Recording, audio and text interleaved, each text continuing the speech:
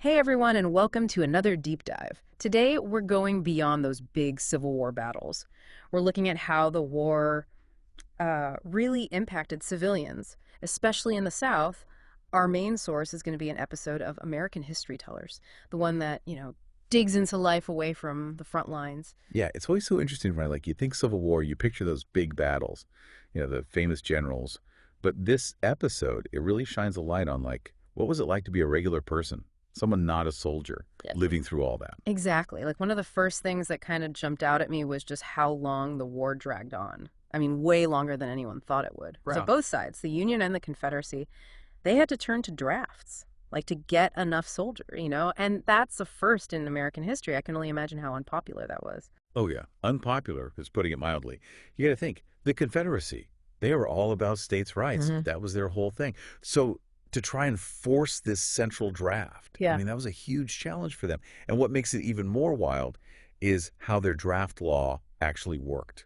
Specifically, this thing called the 20 Negro Law. Oh, yeah, I read about that. Basically, if you own 20 or more slaves, boom, exempt from military service. Wow. Can you imagine the resentment? Like you're forced to fight while your neighbor, just because he owns enough slaves, gets to stay home? Oh, totally. And it's not just some abstract idea.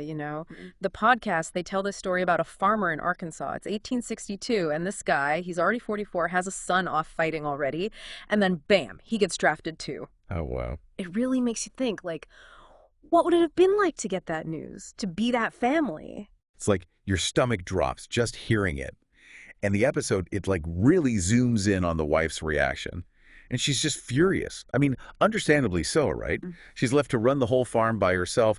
And it's already a time when food's scarce.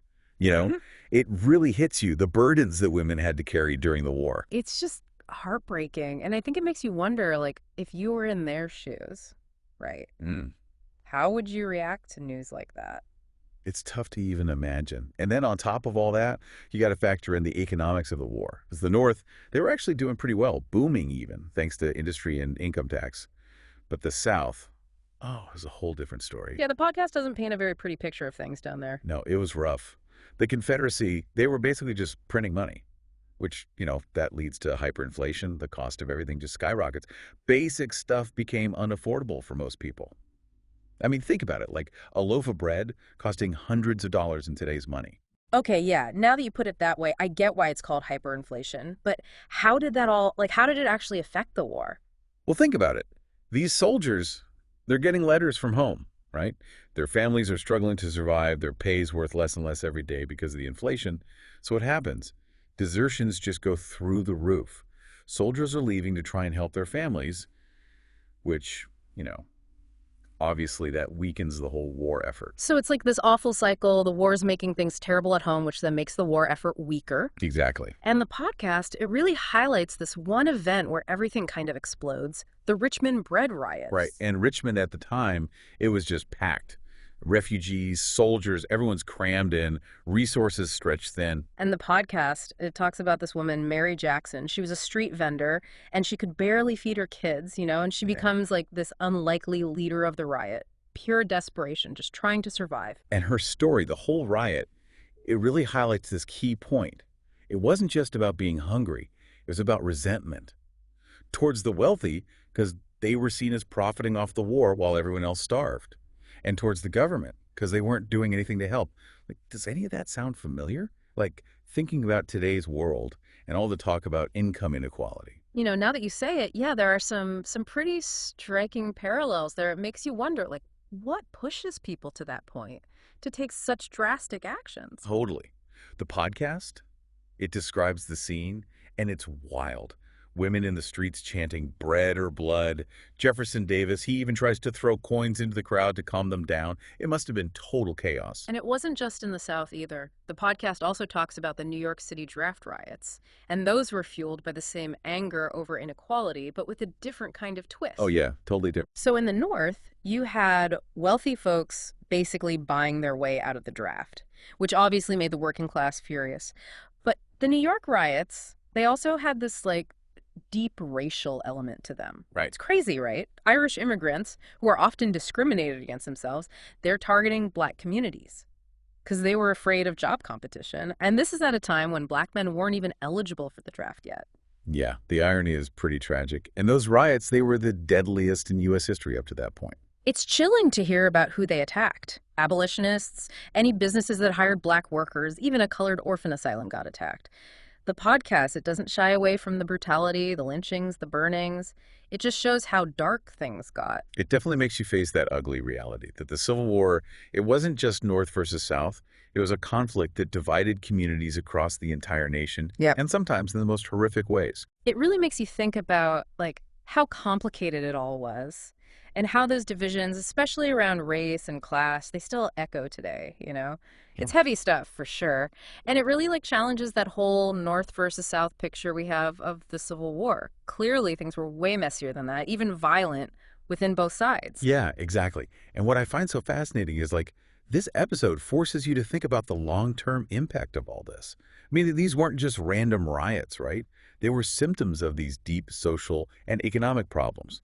So how do you think those experiences shaped the course of American history, especially during Reconstruction? That's a great question. I mean, it makes me wonder if all of this, the riots, the food shortages, the divisions, if that made it even harder to rebuild the country after the war and maybe even laid the groundwork for some of the racial tensions that we're still dealing with, sadly. It's complicated for sure, but Yeah. definitely worth thinking about. I mean, history isn't just dates and battles, right? And it's one thing leads to another. It's like this ripple effect. And it really shows why it's so important to understand history, to try and see how we got to where we are. Totally.